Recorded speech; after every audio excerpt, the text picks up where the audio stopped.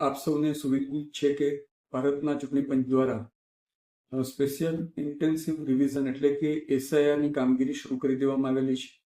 આજથી બીએલઓ દરેક ઘરે જઈ અને પોતાના એન્યુમરેશન ફોર્મ આપશે.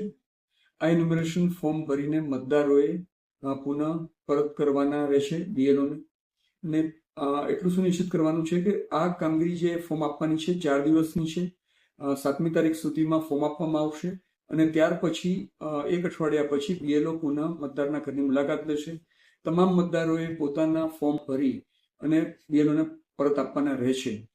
આ ફોર્મમાં એટલું સુનિશ્ચિત કરવાનું છે કે તેમના જે મેપિંગ કરવાનું છે મતદારોનું, કે 2002ની મતદાર યાદીમાં એમના માતા પિતાનું, એમના દાદા દાદીનું, એમના કાકા કાકીના નામ સાથે પોતાના નામને સંલગ્ન કરવાના રહેશે. તો આ વિગતો આપે ભરી અને બીએલઓને ફોર્મ પરત આપવાનું રહેશે. આપ સુનિશ્ચિત કરજો કે આ ફોર્મ યોગ્ય રીતે ભરાય. આ ફોર્મ ભરાઈને બીએલઓને પરત આપી દેવામાં આવે અને સમય મર્યાદામાં આ કામગીરી આપના દ્વારા પૂર્ણ થાય અપેક્ષિત છે. ઇલેક્શન કમિશનનો આ કામગીરી કરવા પાછળનો આશય એ છે કે સાચા મતદારોના નામ મતદાર યાદીમાં આવે અને ખોટા મતદારોના નામ મતદાર યાદીમાં ના આવે.